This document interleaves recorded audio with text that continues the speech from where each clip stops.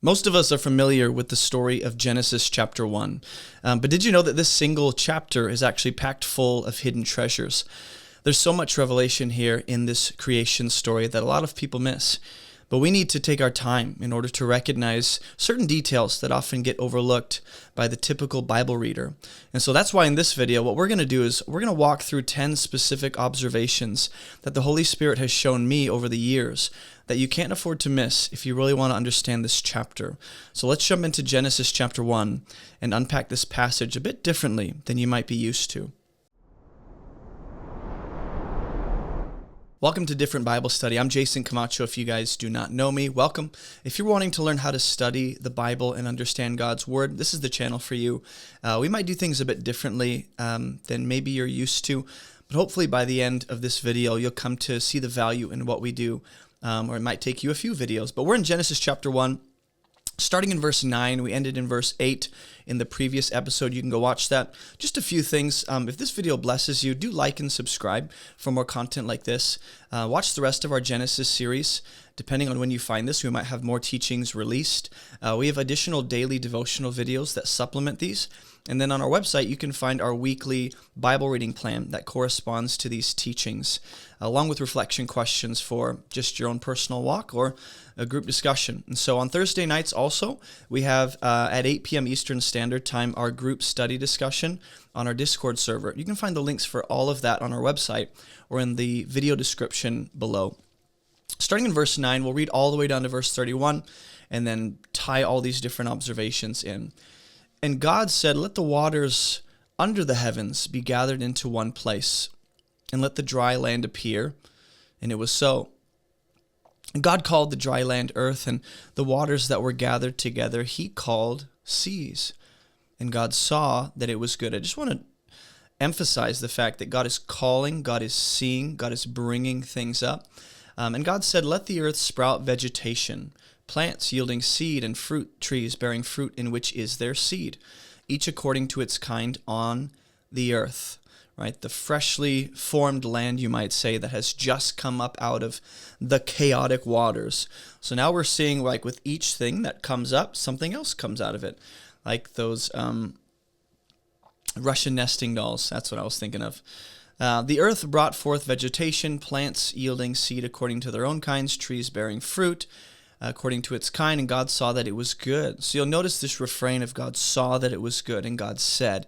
The emphasis is on God's speaking, the authority behind his word to effectualize his desire and realize his wish, you might say. Not to say God makes wishes, but there's a desire within God that is expressed in the word and actualized in the material world. And there was evening and there was morning the third day. Okay, and God said, "Let there be lights in the expanse of the heavens to separate the day from the night." And it's interesting, we've already seen light separated from darkness.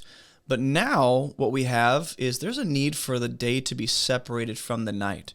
We might ask, well, why? I thought the light being separated from the darkness necessarily created that categorical difference. Let them be for signs and for seasons and for days and for years. And let them be for lights in the expanse of the heavens, or let them be lights in the expanse that he created. Remember on day 2, to give light upon the earth, and it was so. And God made the two great lights, the greater light to rule the day, the lesser light to rule the night, and the stars. So in the previous teaching, we recognized how the first 3 days actually correspond to the last 3 days. They're mere reflections of each other. And so what you have here on day number 4 is a reflection of day number 1, when God says, "Let there be light," and the emphasis is on that space. And now God is filling that space with these celestial bodies, the stars, the sun, the moon. And God, did I read this? God made the two great lights, the greater light to rule the day and the lesser light to rule the night, and the stars. And you're like, nothing is said about the stars there. Why are they getting just thrown under the bus? It's interesting to note how the greater and lesser light, like on what basis are they greater or lesser? What is the, defining characteristic of that description? And God set them in the expanse of the heavens to give light on the earth, to rule over the day and over the night, to separate the light from the darkness. And once again, we see this refrain, God saw that it was good. And there was evening and there was morning the fourth day. This is another consistent refrain that is going to separate each individual day. There's a very poetic cadence to this chapter. And God said, let the waters swarm with swarms of living creatures, and let birds fly above the earth across the expanse of the heavens. So note where each creature or category of creatures belongs, what realm they identify with. And so God created this great sea creatures and every living creature that moves, with which the waters swarm according to their kinds, and every winged bird according to its kind. And God saw once again that it was good. And God blessed them. This is the first time we're going to come back to this when we get to this verse after going, making observations about the previous ones, but just take note that this is the first time God explicitly, directly blesses something. Not to say nothing up to this point is blessed, but we'll get to that. Be fruitful and multiply, fill the waters and the seas, let the birds multiply on the earth. And there was evening and morning the fifth day. And God said, let the earth bring forth living creatures according to their kinds, livestock and creeping things and beasts of the earth, according to their kinds, and it was so. You also see this as well, another refrain, and it was so, and God said, and it was good, evening and morning, the, X number of days. And God made the beasts of the earth according to their kinds, and the livestock according to their kinds. Everything that creeps on the ground, this will be very important for by the time we get to Genesis 3 with the creeping serpent, according to its kind, and God saw that it was good. It's interesting that God doesn't say it's good, God says it's good. But what he says and brings into order and existence is by nature good. Then God said, so there's a link between what God's perception, how God qualifies and defines what is good, and what God says. Then God said, let us make man in our image after our likeness. There's almost like a repeat of that idea, in our image, after our likeness, but there is nuance to that idea, a bit of a difference there. Let them have dominion over the fish of the sea, and over the birds of the heavens, and over the livestock, and over all the earth, and over every creeping thing that creeps on the earth. This is very important, because in Genesis 3 we have the opposite thing happening. The serpent is trying to exercise authority over humanity, rather than humanity assuming their position and authority over the serpent. And so God created man in his own image. In the image of God he created him. Male and female he created them. And God blessed them. And God said to them, hey, be fruitful and multiply. Fill the earth and subdue it, and have dominion over the fish of the sea, and over the birds of the heavens, and over every living thing that moves on the earth. And God said, behold, I've given you every plant yielding seed that is on the face of all the earth. Every tree with seed in its fruit, you shall have them for food. God specifies what their diet consists of, what he's given them permission to eat. And to every beast of the earth, and to every bird of the heavens, and to everything that creeps. Notice these three categories: every beast of the earth, every bird of the heavens, and everything that creeps on the earth. And you're like, what about the sea creatures? We're looking at the diet that comes from the land, or the food that comes from the land. Everything that has the breath of life, I've given every green plant for food, and it was so. And God saw everything he had made, and it was very good. This is the only time out of all the days where something is very good. And there was evening and morning the sixth day. Okay, so we're going to back it up to verse 9. Look at our first observation. I know I made a few along the way, just kind of whetting your appetite for by the time we get there, you have a specific category. Verse 9, it says, let the waters under the heavens be gathered. God gathering the waters into one place. He's revealing what seems to be hidden underneath the waters, land. It's like what we see in the Garden of Eden, or the day of Pentecost, or even humanity's attempt at the Tower of Babel. We see God revealing something, God exposing something. This is the first time we actually see the passive verb form being used, and it refers to the separation of the waters. Let the waters be gathered. Like they're being acted upon. So here's the first observation, is what God sees. Notice the land appearing here in the text. Let the dry land appear, right? The land appearing is according to his word, and it's patterned after what he says. So what is concealed and what is hidden is now appearing and being made visible. Just as God has already seen what is good, now that land is being revealed as such. God seeing is the same word used of the land appearing. It's a variation. What God sees is good underneath the surface and remains unseen until he acts upon it to reveal what's been concealed. And this primarily refers to, I think, if we are to consider what's hidden, what's revealed, Jesus and the gospel for all the nations of the earth. Something to consider where God gathers the nations to reveal his full glory and new creation at the end of time. There's this grand, unveiling the nations of the land or of the known world, new creation. So there's a lot of things to consider there. But this is all about what God sees and what God says is good in his sight, not what humanity thinks is good, not what humanity feels is good or sees as good by their own definition, but what God knows is good. Because we're going to see in a couple chapters, mankind is going to define good on their own terms, reach for that concept of good, which is the forbidden fruit, without having the necessary knowledge to identify something as being truly good or not. Not to say they were set up for failure, but to say there seems to be on the part of humanity some measure of lack and when it comes to knowledge. Again, not to say that was necessary to actually do what God said to do, but to say that there were some things that were not revealed to humanity, and part of that the serpent kind of takes advantage of. Either way, God already has all exhaustive knowledge to know what is truly good, whereas humanity does not. They're working from very limited categories and not as much knowledge and understanding as God has to really decide what is good. So God calls the waters seas. It's interesting that there's no name for the waters until the dry land is effectually brought up and labeled, right? So with the labeling of the land, I think now is the appropriate time for waters to be appropriately labeled as well. So the naming of the seas could have come at the beginning of the chapter. It could have been like, and the Spirit of God was hovering over the face of the waters, and God called that the seas. He doesn't call it seas yet. The name is part of the way God distinguishes one thing from another. The wetness versus the dryness, right? And God said, let the earth sprout vegetation.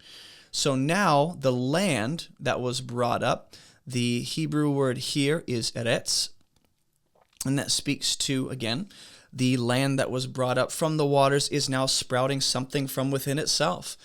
It's as if God has placed within creation the potential or the capacity to produce and bring up something else. Again, this is not without God's active agency, not without God's word, but it's wired into, that potential is wired into his created world. Yielding seed in the fruit trees bearing fruit in which is their seed, each according to its kind on the earth, and it was so. This is the first time, we're on day number 3, okay? And this is the first time we see something being patterned after its own kind, reproducing itself in a way, a smaller version of itself.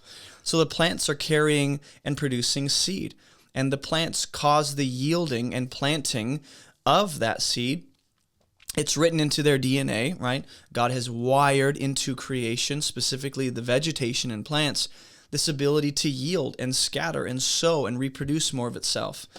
It's going to become very important. That theme, that idea will be expounded on throughout the rest of the biblical story. The earth brought forth vegetation, just as God said, plants yielding seed according to their kinds, and trees bearing fruit, in which is their seed, each according to its kind.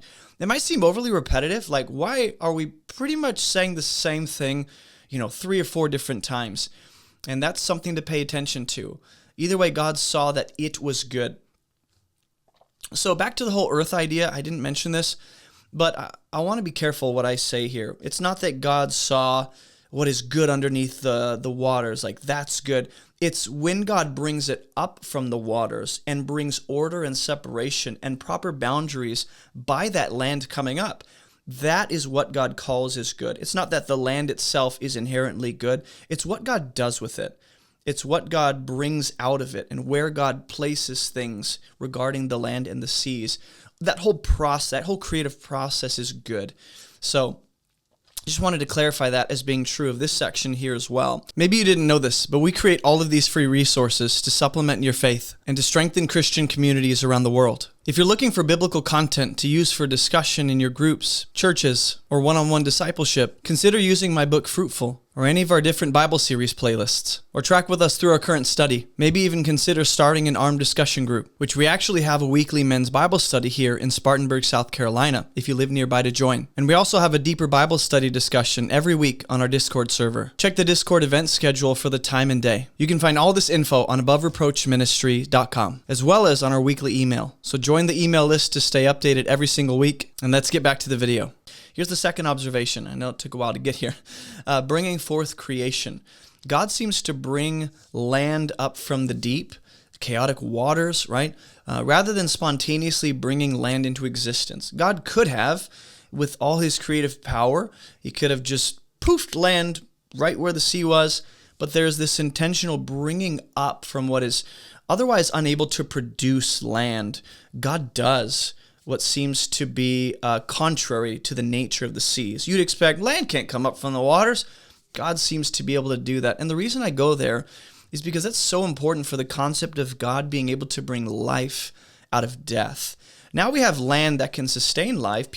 Creatures can live on the land because God brought that up out of the chaotic deep waters. It's as if the waters bring forth the land at the word of God, and then the land brings forth vegetation. Now there's food for the creatures that will live on that land.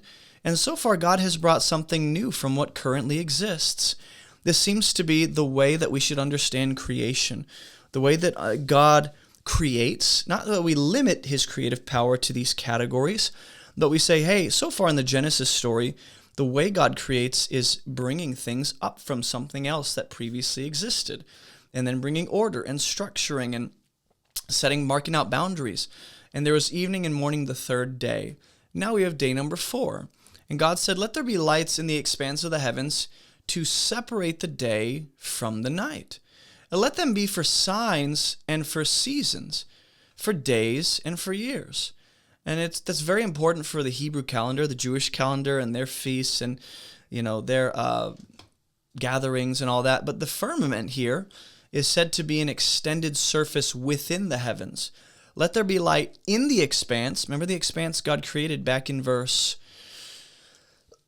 7. God made the expanse by separating the waters. That space now is present. Well, that expanse is said to be of this category or region known as the heavens. So you might say, well, the expanse is the heavens, but there's also this possibly idea of the rakia being in the heavens, which the Hebrew word there is shamayim. So there are two different ideas, but they do overlap, and they're somehow part of each other. Either way, the firmament is said to be an extended surface within the heavens, rather than the heavens itself. I think it's still okay if you go back to verse 8, it'll say, and God called the expanse heaven. So you might consider the expanse as being one heaven in the midst of a greater category of the heavens, but it's a smaller part of this larger region known as the heavens. So the expanse, I just want us to be thinking, the expanse seems to not be equal to the heavens, but the expanse is part of the heavens, and it's a heaven itself. We often hear the word heaven and we're like, where God dwells and rules from, and there's some truth to that, but there's also different tiers of heavens. Paul will talk about, I was caught up to the third heaven. And so here's the third observation, is the marking of boundaries. The night and day, I don't know if you noticed, the night and day have not yet been separated. And so the end of both night and day have not yet been clearly marked out. God is placing boundaries around both. So now a day can effectually be measured. Otherwise, you can't know where one begins and where the other ends if you don't have boundaries to mark out the day and the night. So God is using these lights to mark out the end of both the day and the evening or the nighttime, where the light and the darkness seem to be constricted to. Light is associated with daytime, darkness is associated with nighttime. Here's the fourth observation, is the rulers of night and day. The greater and lesser lights If you read verse 16, God made the two great lights, the greater light, right, we know as the sun ruling the day with the light, and the lesser light to rule the night. It's interesting that there's a lesser light ruling the night in this region that the darkness is associated with. You'd expect darkness to rule darkness, but it's a lesser light ruling the realm of darkness known as the nighttime. So what we should pay attention to is that the greater and lesser lights are actually dividing the light from the darkness. That's part of their role. They govern and they rule the day and night separately. They each have their separate domain. And maybe you've never considered this, but the division is seen within the separation, the separate domains. If you're like, well, how are the greater and lesser lights separated? One of the ways they're divided is by the specific domains that they rule. God brings separation through their governing, through their ruling. And the ruling and separating seems to be connected to the marking out of seasons in verse 14. Let them be for signs and seasons, for days and for years. So there are three actions that seem to be taking place here. The lesser, greater lights, they're ruling, they are separating, and they are marking out, days, years, signs, seasons, and all these actions overlap. This becomes the foundation of Israel's calendar with their holidays and feasts and appointed times. Some have pointed out the Hebrew word for seasons here is moedim, which is the same word used of their feasts. The word for seasons here in Hebrew is just appointed times, appointed meeting times, but they are also to be for a sign. So I don't know if you caught it, but it says they separate the day and night, and they're also for what? For signs. That's one concept. And for seasons, moedim, appointed meeting times. When do we need to meet? Well, we look to the sky to know what day we're in and where we're at, and that helps us know where we're at on the calendar. So the signs in the sky seem to indicate the different appointed meeting times for Israel. In a sense, it tells them when to congregate for specific purposes unto God. Kind of similar to how the wise men, if you think about how the wise men recognize the season of the arrival of the Messiah, and they follow a star that indicates, where Jesus is, and that specific event of Jesus' birth the star leads them to that event, and they're caused to congregate there in that appropriate place. So in that sense, the star was, played that role to tell them when and where and what was going on. Verse 15, let them be lights in the expanse of the heavens to give light upon the earth. So we wonder, is there currently no light upon the earth? Because God, you already made light. Or you at least brought light into the world and separated that from the darkness. So wasn't that light already shining through the darkness onto the earth? If that's the case, well, why this need for two celestial bodies that are said to give light upon the earth? Clearly, these two bodies, the sun and the moon, are not the source of the light. They seem to reflect the light that's already present. The sun and the moon reflect the light God has already brought. They're not the source of their own light. I think that's very important. God is the source of the light that they seem to emanate, that they seem to reflect. Verse 16, and God made the two lights, greater lights. The sun and moon here are ruling. I already noted this, but day and night, light and darkness are already separated. But part of the separation involves the sun and the moon ruling their domains. This is the first. I don't know if you caught it. This is technically the first occurrence in the Hebrew Bible, the entire biblical story of this concept of ruling, having authority, governing something. And so here's the fifth observation is order and hierarchy. Order and hierarchy. God clearly cares about proper hierarchy, order and domain, and separation between the two.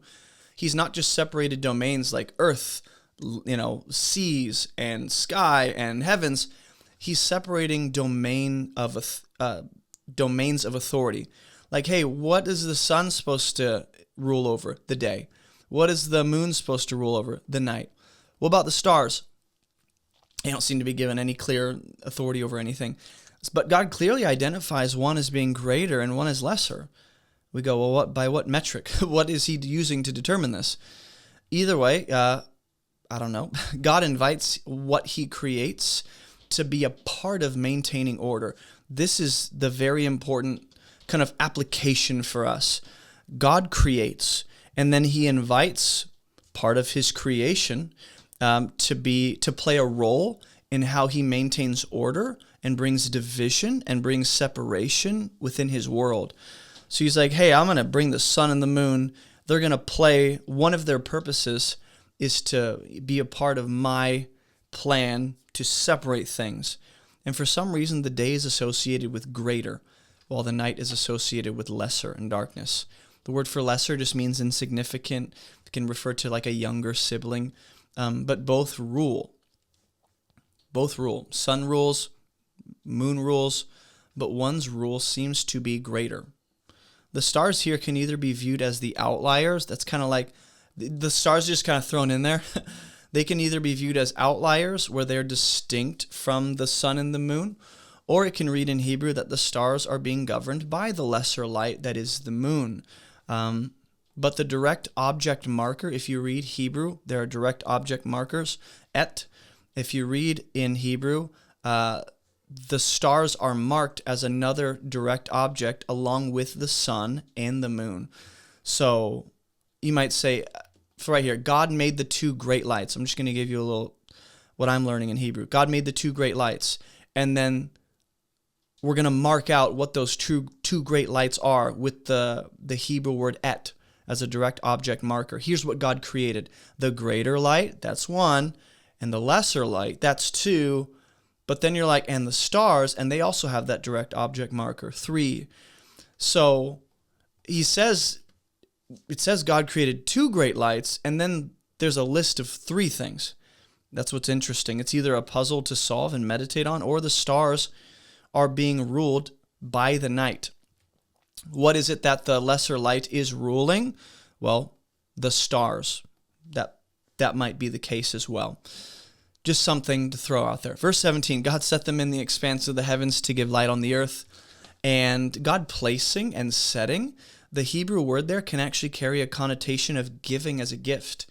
Like there's a purpose in what I'm giving here for the good of another. This is the only time it says in the creation story that God sets something as if to appoint something to rule a specific domain for the good of the earth and its inhabitants. So it's not like sun and moon have untamed reign. Do whatever you want. Go crazy.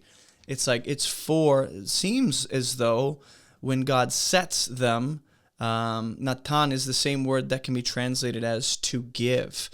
God is giving for light upon the earth for the good of the inhabitants.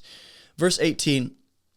So it's just interesting that God originally gave the sun and the moon for the good of his creation, and yet somehow mankind turns and looks at the sun and moon and worships and idolizes and makes, idols out of the image of the sun and moon. When it's like, hey, whoa, no, you don't worship those. Like God gave those for your good.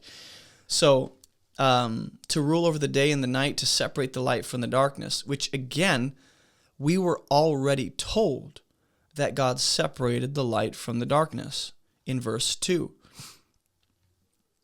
Sorry, not verse 2, way off.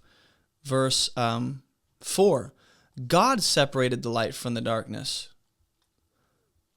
And now he's saying, I'm giving the greater light and the lesser light to separate the light from the darkness. That seems like an unnecessary step. Or God just kind of created a placeholder in Genesis in verse 5. And he's like, for now, I'm going to actively separate the light from the darkness, but eventually I'm going to create something that fills those spots, fills those roles. Like until then, until the sun and the moon come into the creation, God is the one kind of holding the separation, but then he kind of gives the sun and the moon that purpose. Not to say God stops, but it's through the sun and the moon that he's now separating light from darkness. That's what's interesting. It's like, well, did you need them to do that if you already did that in verse 5? The ruling creates separation. That's what I want to note. Just as the expanse of the heavens, remember, is both the result of God's separation and also is what creates separation. The expanse, God says, let me just separate the waters. Boom, the expanse is there. But also the expanse seems to be doing the separation. In the same sense, God doesn't need to use different lights to separate the day from the night or the light from the darkness. He just chooses to employ his creation to fill these places and roles. Verse 20. Or verse 18, God saw it was good, and there was evening and morning the fourth day. We're on day 4, and we're 30 minutes in. I need to speed up. God said, let the waters swarm with swarms of living creatures, and let the birds fly above the earth across the expanse of the heavens. Here's the sixth observation. The birds, there's 3 domains. The birds are not restricted to the land domain. They're not said to be on it. They're above it. Let them fly above the earth across the expanse. So there's a specific territory that the birds are associated with, and it's higher than the earth or the land. There seems to be a 3-tiered order to the world. The higher point is the heavens that the birds occupy. Then you have the earth, the land, above the waters, and then you have the waters underneath the land. And sometimes the biblical authors will kind of mess up this order to make a statement about what's happening, whether judgment or consequence or God is, decreation is coming and uncreation is happening, where the proper order of things is being messed up, and it's supposed to kind of trigger this passage in our minds and go, hey, whoa, God put order. So when the prophets use this language of like the waters are overcoming the land, that's supposed to tell me something's not right. So verse 21, God created the sea creatures, every living creature that moves, with which the waters swarm according to their kinds, every winged bird according to its kind, and God saw it was good. And this is where things get different. We have not seen this explicitly yet. This is the first time we see the word for bless. God blessed them, which I believe is barach. God blessed them, saying, be fruitful and multiply, fill the waters and the seas, and let birds multiply on the earth. I love this. God blesses, and then he says to do something. Up to this point, God has not directly said that. This is a different verb tense than what we've seen, where God says, let there be light, let the land come up. It's in the jussive form when we see that. Here it's different. He's directly telling creatures to do something, instead of it being like in the verb form that we've seen up to this point. So if you're not reading in the Hebrew, it's not that clear. But if you are reading in the Hebrew, you're like, hey, we have a different way that God is expressing his desire for creation. He's directly telling. It's in the imperative. Be fruitful. So there's a difference between jussive form and imperative form. And he's telling the sea creatures to do something. God saw it was good. He said, fill the waters and let the birds multiply. So this is a good example of how, once again, God says let. It's in the jussive form, not suggesting, but like a wish expressed, desire expressed. Let this happen. Where here he's telling them to do it. So there's a distinction between how God tells the sea creatures one thing and how God tells the birds one thing. And I don't know what to do with that, but we wonder why is it that God has not explicitly said to have blessed anything for 22 verses? Like, why don't we see this word to bless until right now? Now, this does not mean, here's the 7th observation, is blessing in permission and ability. This kind of goes on to Matthew chapter 10, where we see Jesus give the disciples the authority to cast out devils, heal sickness, raise the dead. And so Jesus there is giving the apostles not just permission, but the ability to do that. So we might consider how the first mention of blessing, if we're like, okay, and this is typically what people refer to as the law of first mention. If you see an idea or a word first mentioned in the Bible in a specific place or context, like that becomes important. That doesn't mean I filter all the other occurrences of that word through that specific usage. I don't limit all the different ways a word is used to just the first time it's mentioned, but it's very important to at least consider, how was the first time I see blessing in the Bible? What was the context of that? What was the purpose? What was going on? And here we consider that, well, the first mention of blessing is actually paired with living creatures reproducing, multiplying, and filling the earth. Now, we saw God wire the vegetation and the plants with the ability to produce, but it's not a direct like, hey, be fruitful, multiply, and fill the earth. This is different. And for the sea creatures, they're not filling the earth, they're filling the waters. So that becomes their domain. So when we think of blessing, just be thinking, hey, the first occurrence of blessing in the scriptures is associated with living creatures that have the life breath of God multiplying and filling a specific domain. God wires creation by his blessing. That's the blessing, is he's wiring within their DNA. He's giving them the ability to multiply and be fruitful and fill under his governance and authority. Verse 23, and there was evening and morning the fifth day. We finally get to the last day. And God said, let the earth bring forth living creatures according to their kinds. Livestock and creeping things and beasts of the earth according to their kinds. And it was so.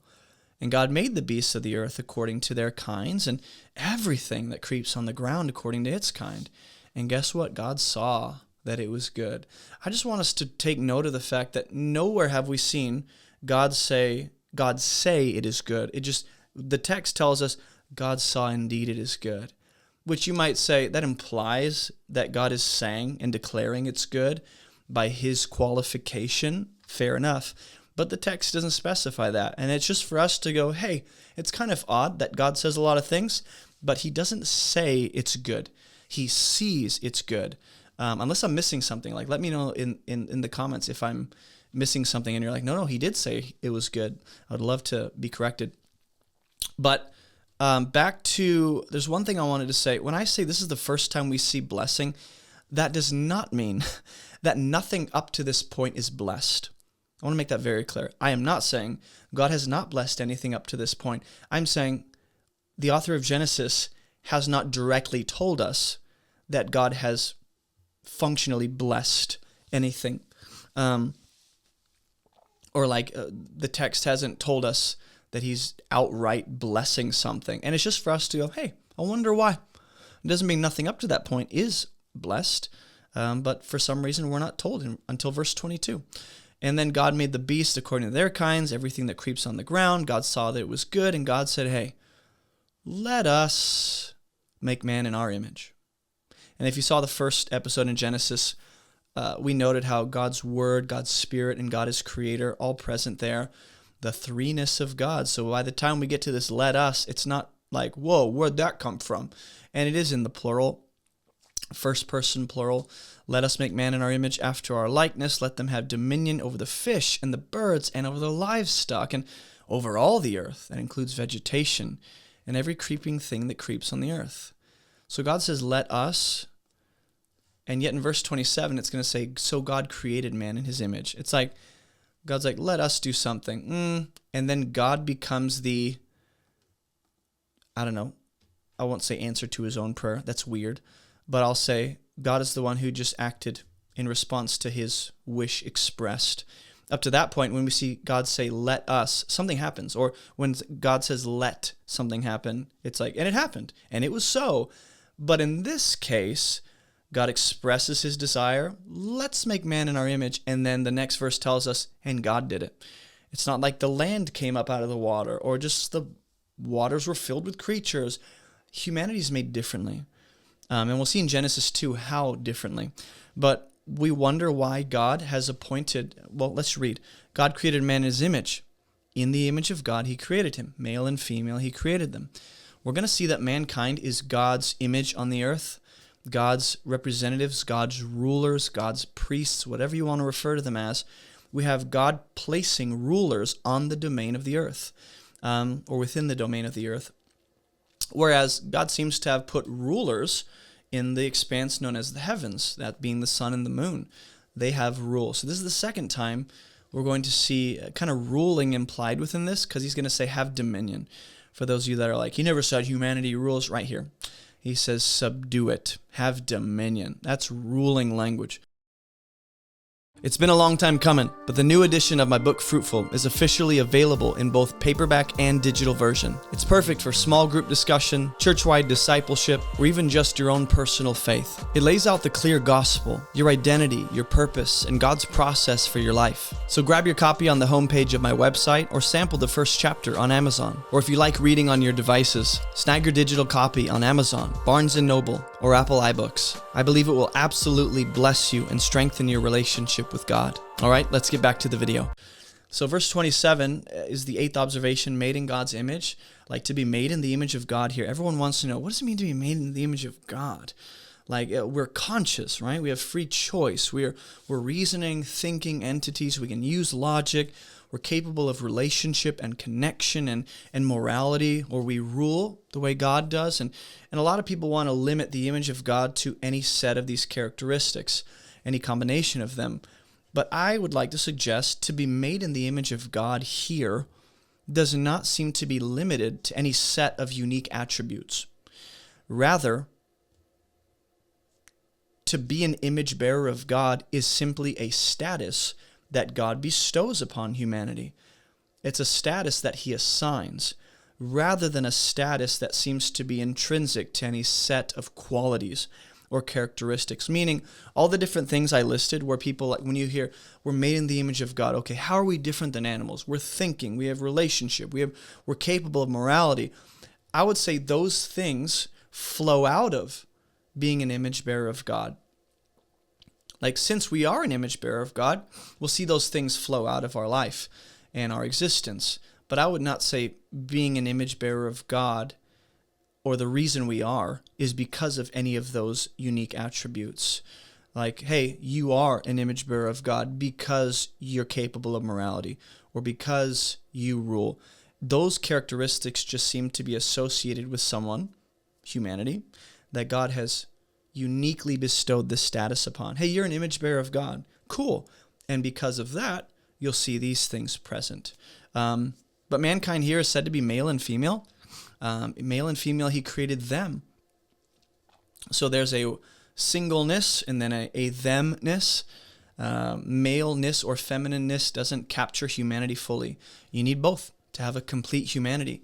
That's why Genesis 2 will say, and man was alone, and we'll talk about that. But male and female have characteristics the other one is lacking, that is necessary for the flourishing of humanity. And God blessed them and said, you know what, be fruitful and multiply. And you're like, oh, just like he told the creatures on the earth and in the waters, yeah. So they're just another animal. No, there's something different with humanity. This is the 9th observation, is mankind is different. He says, fill the earth and subdue it. No other animal was told that. No other creature. Have dominion over the fish of the sea, the birds, every living thing that moves on the earth. Like, all the different domains that God has created. Like, y'all rule over that. So there seems to be a progression here that we need to take note of. God did not tell the vegetation to reproduce after its kind. That ability and potential was simply wired into its nature. But then by the time we get to the animals, God does something different. He blesses them and tells them, be fruitful, multiply, and fill the earth. And we're like, okay, so the land creatures and sea creatures, the living creatures, are different than the vegetation. And by the time we get to mankind, there's another distinction made. And he tells humanity, subdue, have dominion over everything I've made. And you're like, God, you made everything for humanity to rule? And God will say that is good. God has wired the world and humanity with potential for more, to do more, to accomplish more.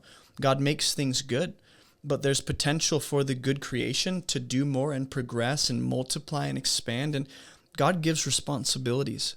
God gives humanity something to be in charge of, that being the earth and the living creatures on it.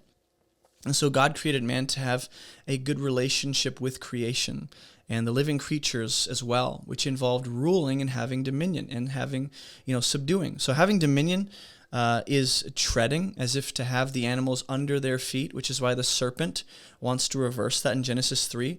That's why Jesus has to come and fix that order and bring order to the madness and chaos, because all the things that God originally put in order have been all messed up with sin. So it would be helpful for us to ask, what does it mean to rule these things, though? Like to oppress and dominate and like abuse? Like, would that be something that is currently happening in its fullness now? Or is humanity ruling over time in a progressive way? Like, is that idea developing over time? Like, did God give them things to begin ruling over all at once, or more and more throughout humanity's existence and multiplication and filling of the earth and expansion. Like, we should be considering how this rule is to take place. It obviously starts now because he tells them to, but is that a progressive idea as well, where it's like the rule expands, the rule increases? And God said, I've given you every plant yielding seed on the face of all the earth. And we wonder, like, why is it important to tell humanity what they can eat? But before we get to that, look at verse 28. You have dominion over every living thing that moves on the earth. By the time we get to the Noah story, that phrase becomes very important. But the idea of filling the earth is not just multiplication. A lot of people want to say this is procreation, man and woman making babies, filling the earth. Cool. But multiplication is not limited to that. Filling up the earth to the fullness is not limited to that. It involves that, but I would say there's a priestly dimension here of devotion and almost ordination for priests. This is similar language that God seems to employ for unique individuals like priests in Israel. In other words, filling the earth, multiplying, being fruitful is not just, physically speaking, but in a spiritual way as priests and representatives of God on the earth. So that also includes why they're able to eat what they can eat. God sets up the world. Look at verse 30. Every beast of the earth, every bird of the heavens, everything that creeps, everything that has the breath of life, I've given every green plant for food. Every green plant. So God sets up the world so that humanity and all living creatures have everything they need. God supplies, God makes provision for humanity to accomplish their purpose. He handles everything. And I just want us to meditate on this. He's handled everything so that mankind can simply do what he's told them to do. He sets up his creation for success, to be able to do what he's purposed creation to do. And here's our last observation is very good. God saw everything he had made, and behold, it was very good. And there was evening, morning, the sixth day. This is the first and only time God says it is very good, because it's finished. Everything good combined together to form what is very good. The story of creation in Genesis 1 comes to a close with God giving food to all living creatures. This is part of the blessing and the instruction, and it's important to the progression of the story. It kind of sets up the scene that we're going to see in Genesis 3. But day 6 seems to be different. This is very good because he's finished and everything is set up for humanity and all the living creatures on the earth. And this kind of creative power demonstrated in the Genesis story is something that will be constantly referenced throughout the rest of the Bible, where like God is the only one credited with this kind of power and with this unique not responsibility or task, but he's the one that did it. He brought creation into what it is. So it's very important for us to understand how the entire biblical story is going to flow out of this. We're going to, whether you recognize it or not, every story, every passage, every moment, every event, every character somehow will find its way back to something in this chapter, as well as chapter 2. So you can find the supplementary Bible reading plan for this week on the homepage of our website. If you didn't know we have that, every week we have a supplementary Bible reading plan. So go grab that for free with all the cross-references that will match up with these teachings. And then in the next chapter, what we're going to see is there's a different way to think about the creation story. Same general story, same message, different emphasis, different angle. So some questions we might be asking is, well, why does God make Adam and Eve so differently from each other? Not just from the rest of the living creatures, but even from each other. Why are there 4 rivers that are mentioned? These are questions I want you to ponder in preparation for next week's study. What's the deal with 2 specific trees being in the midst of the garden? And just questions like that. Meditate on. Read that chapter ahead of time if you want. But that teaching is going to be loads of fun for those of you that love this kind of study. Don't miss it. In the meantime, follow our reading plan. Join us Thursday nights for our follow-up conversation. and I'll see you guys in the next video. Hey, if you're not a monthly supporter yet of this ministry, here's why you'll want to become one today. You get access to exclusive teachings every week. Right now, I'm going through Genesis, looking at the Hebrew and drawing out deeper insights. You'll get access to all of my biblical parallel worksheets. And there are other benefits for higher tiers, like unlimited access to all of my sermon notes, free access to paid Bible courses, and even early access to weekly Bible teachings. So go check that out on the website, and thank you for supporting this ministry to help us teach people how to read the Bible so they can live and teach it for themselves. I'll see you in the next video.